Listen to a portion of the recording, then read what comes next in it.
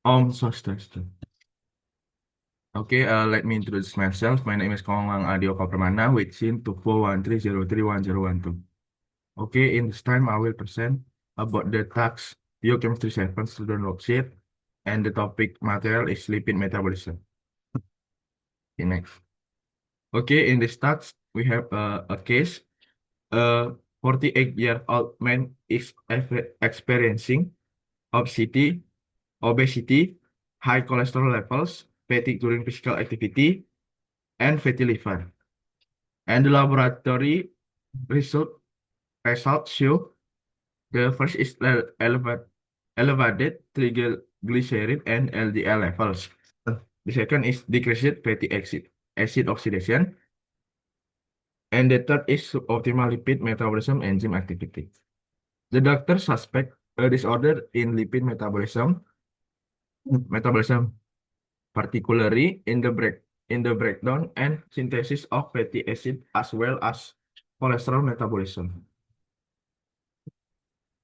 Jadi, sini ada kasus yaitu seorang pria berusia 48 tahun mengalami yang pertama yaitu obesitas, yang kedua kadar kolesterol tinggi, yang ketiga mudah lelah saat aktivitas, yang keempat penumpukan lemak di hati.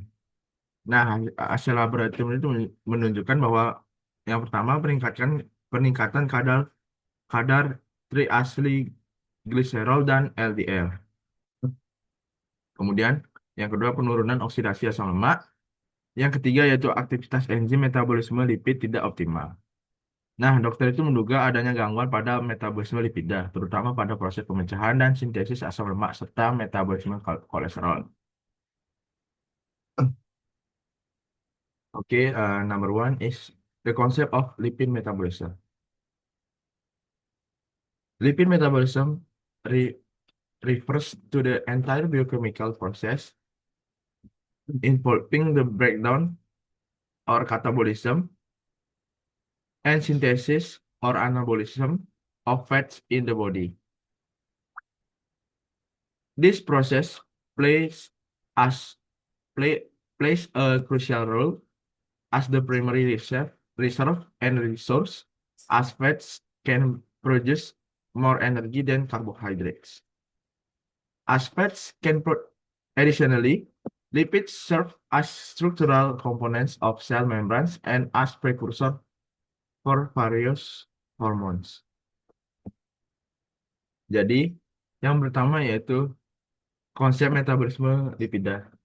Metabolisme lipida merupakan seluruh proses biokimia yang melibatkan pemecahan atau katabolisme dan pembentukan atau anabolisme lemak di tubuh. Proses ini berperan penting sebagai sumber energi utama cadangan karena lemak mampu menghasilkan energi yang lebih besar dibandingkan dengan karbohidrat. Selain itu, lipida juga berfungsi sebagai komponen penyusun membran sel serta prekursor berbagai hormon. Okay, number two is major steps in beta oxidation. The first is fatty acid activation. Fatty co CoA or cytoplasma enzyme hasil CoA so syn synthesis. The second is transport to the mitochondrial matrix via the carnitine system or CPT1 in the outer membrane and CPT2 in the inner membrane. Method repeated beta oxidation cycle. Dehydrogenation FADH2 FADH2 FAD2 FADH2 hydration dehydrogenation or NAD plus to NADH and the thalassemia produce acetyl CoA. Acetyl CoA enters the TCA cycle and NADH or FADH2 enter the electron transport chain to produce ATP. Yang kedua itu tahapan utama beta oksidasi. Yang pertama itu aktivitas asam lemak. Jadi asam fatty CoA di sitoplasma, enzim dan hasil hasil CoA sintase. Yang kedua, transport ke matriks, kemudian transport ke matriks mitokondria eh, melalui sistem karnitin, yang dimana CP1 di membran luar, kemudian CPT2 itu di membran dalam. Ketiga, siklus beta oksidasi berulang. Kemudian siklus beta oksidasi berulang, dehidrogenase yaitu FAD ke menjadi FADH2. Jadi H2, kemudian terjadi hidrasi, kemudian dehidrogenase genasi atau NAD plus menjadi NADH, kemudian teolisis yang menghasilkan asetil CoA. Nah, asetil CoA ini masuk ke TCA, eh, terus NADH atau FADH ini kemudian ke rantai transport elektron untuk menghasilkan ATP. Nah, seperti inilah eh, yang tadi saya jelaskan. Jadi lokasi utama the primary set of B beta oxidation, the mitochondrial matrix, as well as peroxysomal beta oxidation for very long chain fatty acid. The diagram summarizes the steps from activation to conversion to ATP via the TCA cycle and the electron transport chain. Jadi lokasi utama beta oksidasi itu di matriks mitokondria. Eh, atau juga beta oksidasi proksimal untuk very long chain FA. Diagram di atas itu yang ini itu merangkum langkah dari aktivasi sampai ke konversi ke ATP melalui TCA dan transport elektron. Ini yang sama. Okay, next.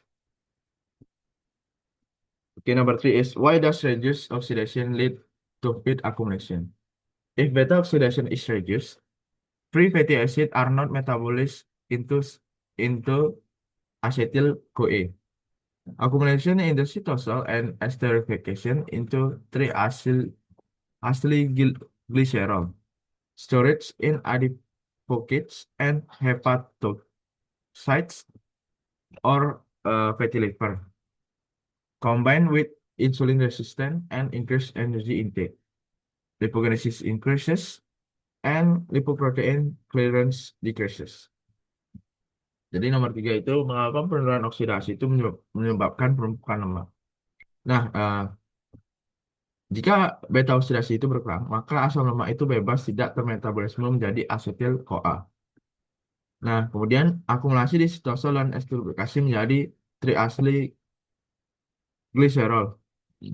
Triacylglycerol. Nah, penyimpanan dalam adiposit dan hepatosit atau fatty liver ditambah resistensi insulin dan naiknya pemasokan energi itu kemudian lipogenesis itu menjadi meningkat, kemudian lipoprotein menjadi menurun. Jadi seperti itu mengapa penurunan oksidasi itu menyebabkan penumpukan lemak. Okay, next. Number four is fatty acid synthesis or lipogenesis.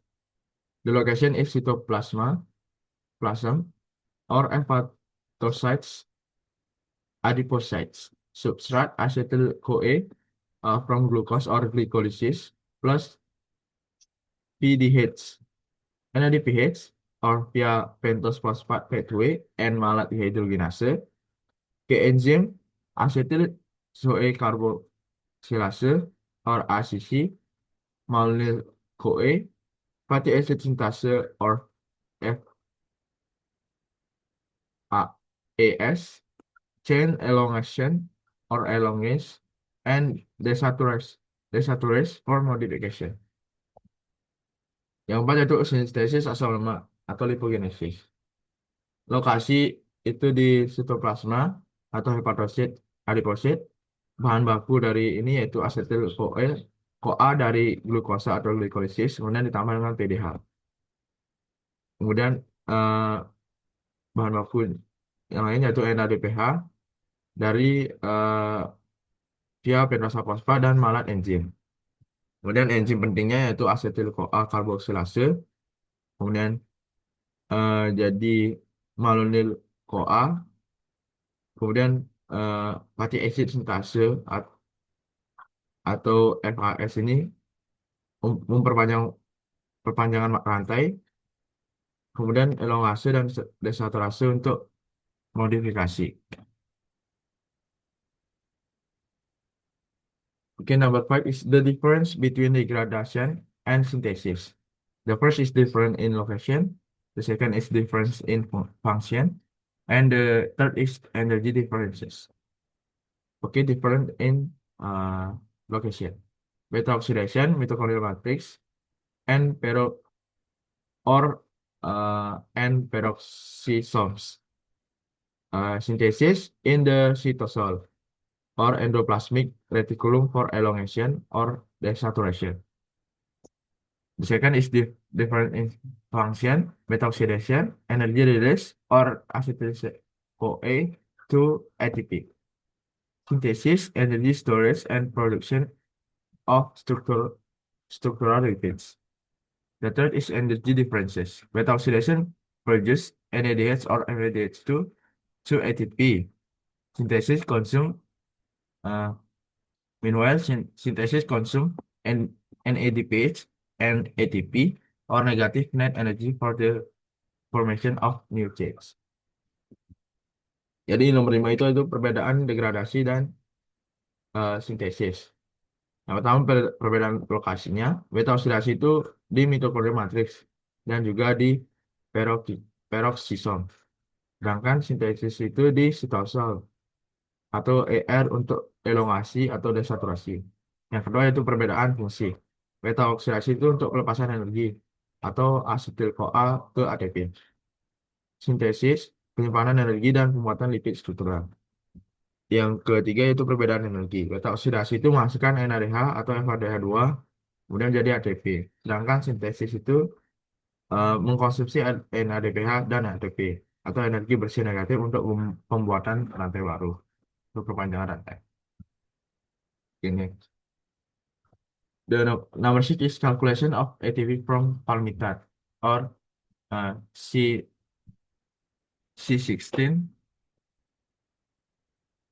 Brief calculation steps.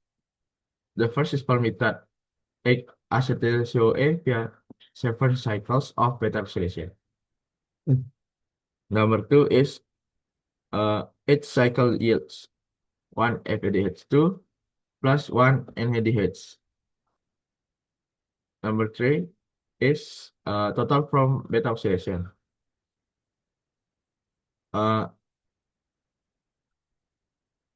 And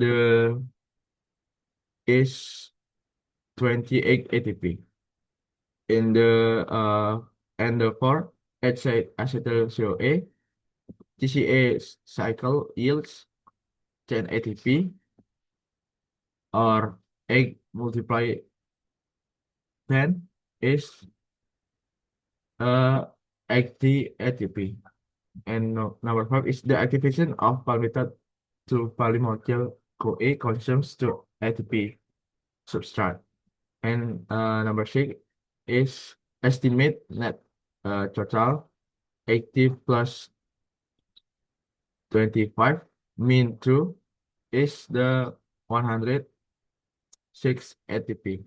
Not theoretical values, actual values may vary depending on the efficiency of the electron share and the shuttle. Jadi nomor 6 adalah perhitungan TP dari palmitate atau C16. Langkah perhitungan yaitu yang pertama palmitate itu 8 asetil CoA melalui 7 siklus beta oksidasi. Kemudian nomor 2, setiap siklus menghasilkan 1 FADH2 setara dengan 1,5 ATP dan juga 1 NADH setara dengan 2,5 ATP. Nah, total dari beta oksidasi ini dikali dengan palmitate tadi. Jadi palmitate itu dikali dengan setiap siklus yang dihasilkan. Yaitu 7 kali dalam kurung 1,5 tambah 2,5 saja itu 28 ATP. Kemudian setiap asetil CoA ini menghasilkan TCA yaitu 10 ATP. Kemudian 8 dikali 10 sama dengan 80 ATP. Kemudian nomor 5 aktivasi palmitate ke polymethyl CoA mengkonsumsi 2 ATP. Jadi dikurangkan dengan 2. Jadi perkiraan totalnya itu dari perhitungan step-step perhitungan tadi, yaitu 80 ditambah dengan 28 ditambah dengan dikurangkan 2 itu tadi, sama dengan hasilnya itu 106 ATP. Jadi ATP dari palmitat yaitu 106 ATP.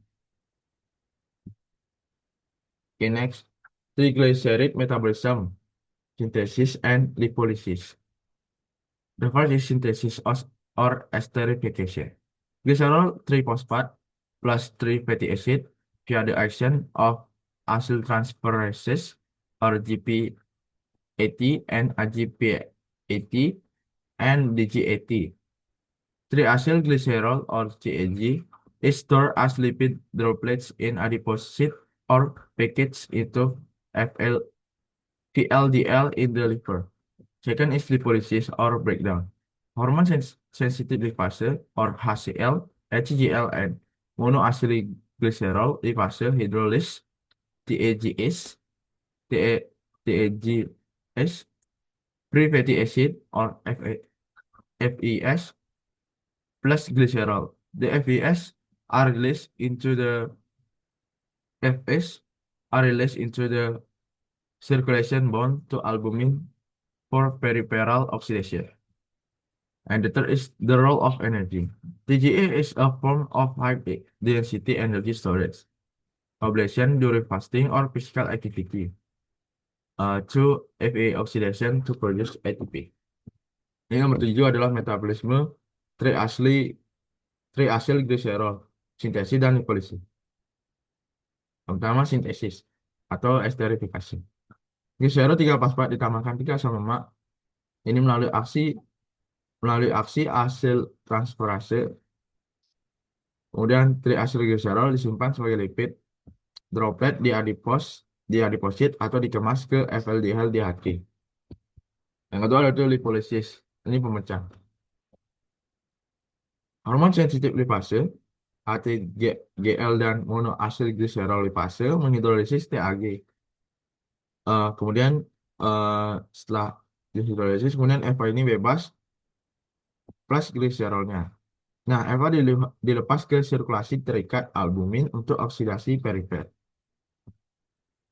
Peran energi, yaitu TAG adalah bentuk penyimpanan energi berkepadatan tinggi, mobilisasi selama puasa atau aktivitas. Kemudian FA oksidasi ini untuk ATP. Okay, number 8 is cholesterol metabolism, synthesis and function. The first is synthesis. It begins with acetyl-CoA, HNG-CoA, mevalonate, or coenzyme HNG so CoA reductase, isoprenoids, squalene, manosterol, and the last is cholesterol. The process occurs in the cytosol and endoplasmic reticulum of hepatocytes.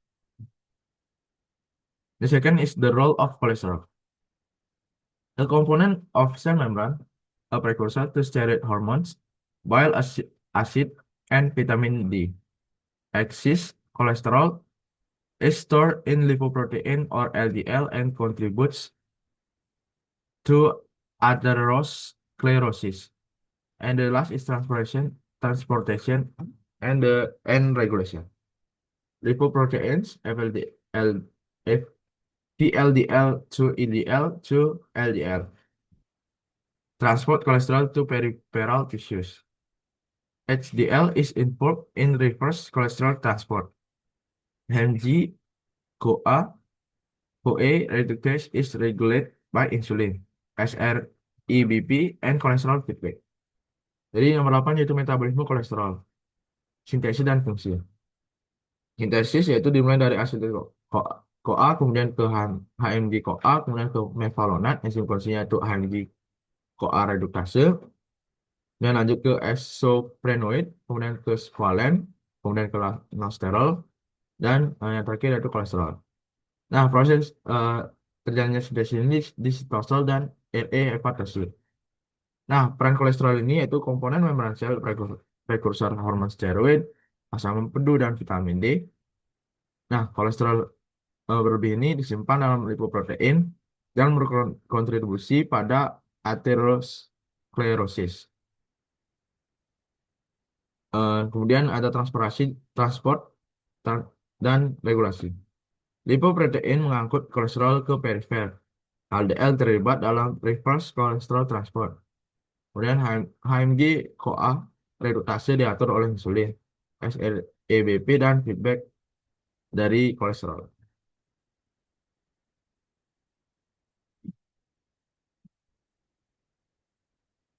Okay, number nine is regulation, the roles of insulin and glucagon. The first is insulin. Increases glycogen synthesis and lipogenesis, or by activating ACC and FES through this dephosphorylation. Enhance glucose uptake into adipocyte, or as a substrate for TAG synthesis, and suppresses lipolysis by inhibiting HSL. The second is glucagon or epinephrine. Activated activates lipolysis or via PKA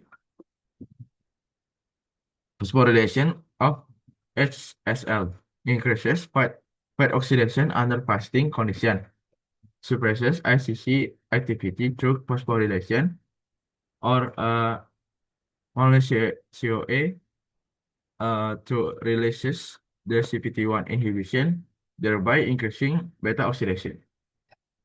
In insulin resistant or obesity, impaired insulin signaling uh, and increases basal lipolysis, but increased hepatic synthesis or de novo lipogenesis due to hyperinsulinemia or hyperglycemia, exacerbating steatosis and dyslipidemia. Jadi yang nomor 9 itu regulasi peran insulin dan glukagon. Insulin itu meningkatkan sintesis glikogen, lipogenesis, atau aktivasi ACC dan FAS melalui dephosphorylation.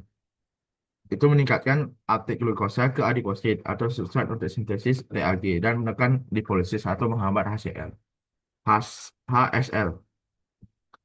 Kemudian glukagon atau epinefrin itu mengaktifkan lipolisis via PKA dan kemudian fosforilasi HSL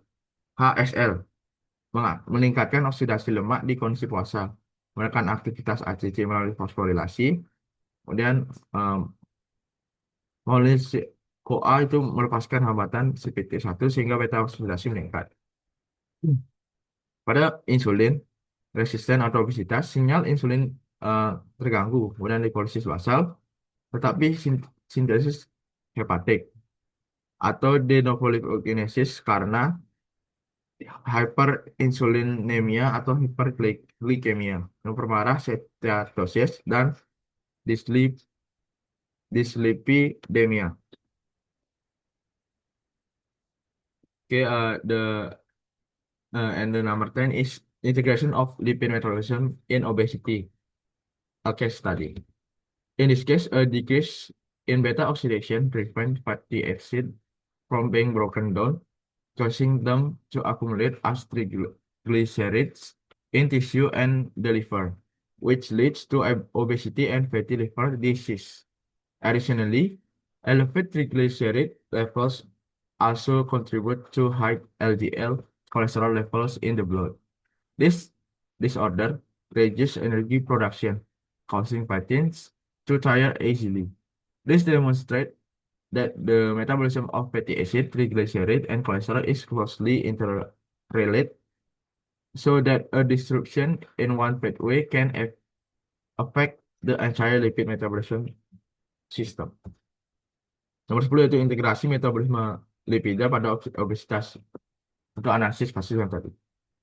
Pada kasus yang tadi, kemudian beta oksidasi menyebabkan asam lemak tidak dapat dipecah sehingga menumpuk dalam bentuk asil gliserol di jaringan dan hati yang mengakibatkan obesitas dan fatty liver. Selain itu, peningkatan triasil gliserol ini juga berkontribusi terhadap tingginya kadar kolesterol LDL dalam darah. Gangguan ini menyebabkan produksi energi menurun sehingga pasien mudah lelah. Yang tadi. Hal ini menunjukkan bahwa metabolisme asam lemak, triasilgliserol, dan kolesterol itu saling berkaitan erat. Sehingga gangguan pada salah satu jalur dapat mempengaruhi keseluruhan sistem metabolisme lipid. Okay, that's all about my presentation. Thank you. And I end with Warma Santi. Om Santi, Santi, Santi.